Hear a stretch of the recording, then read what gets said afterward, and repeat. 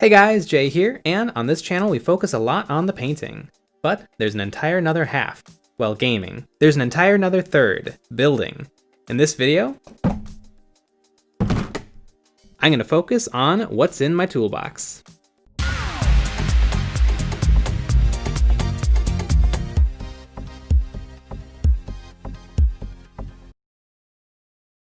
So first things first, I cannot recommend enough to use a fishing tackle box for your kit. Just like keeping your wet palette, water cup, and model close together to limit travel time and speed up the painting, you can do the same thing with your tools by keeping them all in the same place to speed up building time. And if it's a tackle box, it can hold tons of stuff.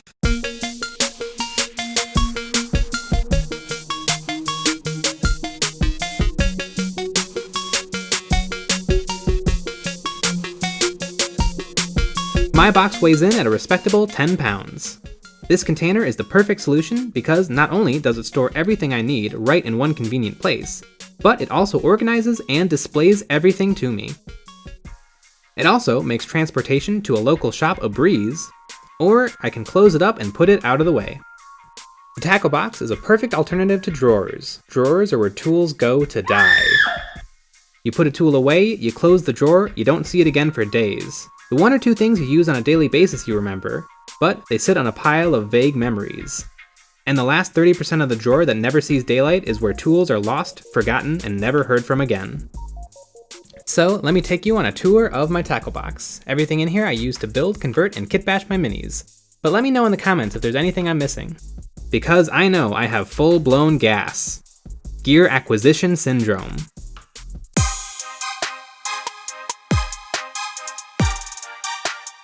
Hey Wargamers, welcome to EOB Cribs, and today I'm going to be taking you on a tour of my box, so let's climb on in. Alright folks, so here is my box. First things first, I have lots and lots of stickers. Some are from companies I've bought from in the past, but it's mostly just Star Wars. But once you get inside, everything is neat and tidy. I don't have anything arranged in particular order, I just put stuff wherever it fits. So let's start with the top row. Here I have my magnet collection, silly putty, screw gun bits, poster tack, pins, Dremel bits, green stuff, room to expand, and a nice big drawer where I keep rulers, writing utensils, and tweezers. I'll just real quick go through each piece and what I use it for. Magnets are a great choice for vehicles or kits where you want the flexibility of taking different options. If you keep them in a box like this, you have to keep them separate from metal. If they get too close to the X-Acto knives, you have a death ball on your hands. Next, I have silly putty and poster tack, otherwise known as reusable adhesive putty. Similar in appearance, but different in use. If you like to convert or kit bash, this stuff is essential for trying out parts and seeing what works. Silly putty works great for masking those tricky models for priming or airbrushing. There's masking tape, masking fluid, and silly putty is like masking semi-rigid goop. Then my screwdriver bits. This one's not that applicable to hobbying, I just like knowing where all my Phillips bits are at. After that is my push pins, which are a nice thing to have around. I can unclog my dropper bottles, make pilot holes for drilling gun barrels, or hold little parts while airbrushing. As for seam rippers, I do a lot more sewing than the average wargamer. Most people go their whole lives without using one of these babies. Moving on to my Dremel bits, a super convenient tool for wargaming. The bits that I use the most are these sanding drums and this cutting wheel. And filling up the end of the row is green stuff, fun to play with but not to eat. I'm not much of a sculptor, but I do put a little green stuff onto almost every model I build. And to finish off the top layer, there's a nice big space for my rulers, tweezers, and writing utensils. It's nice that this is at the top because I'm always reaching for a pencil to write notes to myself that I will forget to read later. Moving on down to the second row, I have sharp objects, X-Acto blades, hobby knives, box cutters. Also superglue, pipettes, my airbrush bits, and some applicators.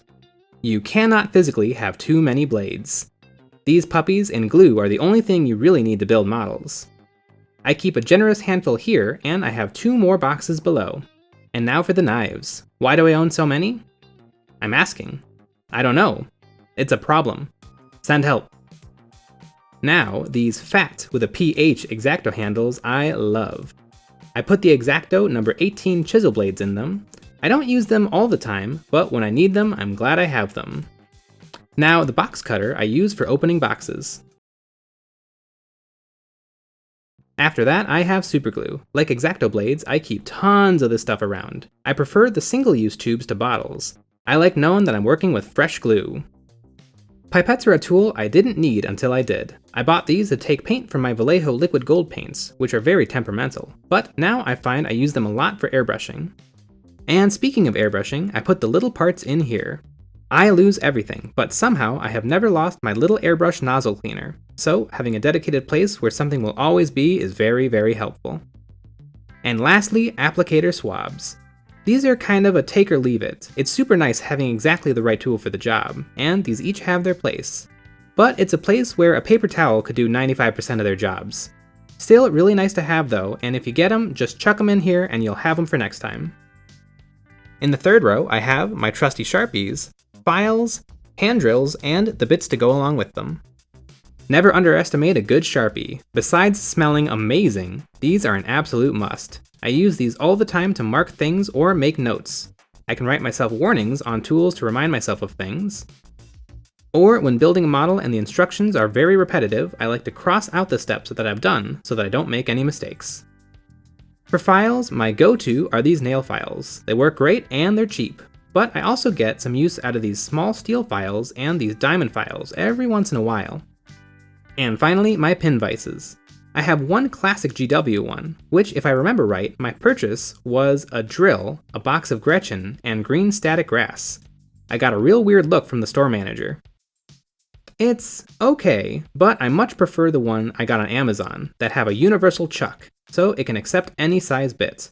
I do tons of drilling. Whether it's for pinning or battle damage, I use these drills almost every day.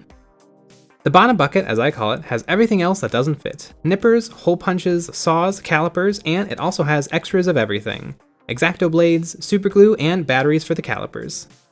Alright, so let's go through the bottom bucket. First thing is a pair of very nice scissors and a pair of really crappy scissors. Now, I like these X-Acto scissors, but they're basically the same thing as a kitchen scissor. They're a really, really big, heavy pair of scissors that'll cut open packaging really nicely. But I probably use the crappy scissors more. These are great for cutting anything sticky or anything that I think might damage the good scissors. Next up, this is Oyumaru. A lot of miniature companies sell this as blue stuff, but it's Oyumaru, it's a Japanese children's toy, and you can buy it a lot cheaper if you buy it in this format. Then we've got some PCB drill bits. These are very, very nice, but they're a little bit fragile, so it's really important to keep them in the packaging. Hole punch, and the Green Stuff World hole punch for making leaves. I love this little thing. A whole bunch of different hobby saws, and the cutting guide that helps me cut a straight line. Although I've used this for a while, and I find I don't get amazing cuts on it. So your mileage may vary.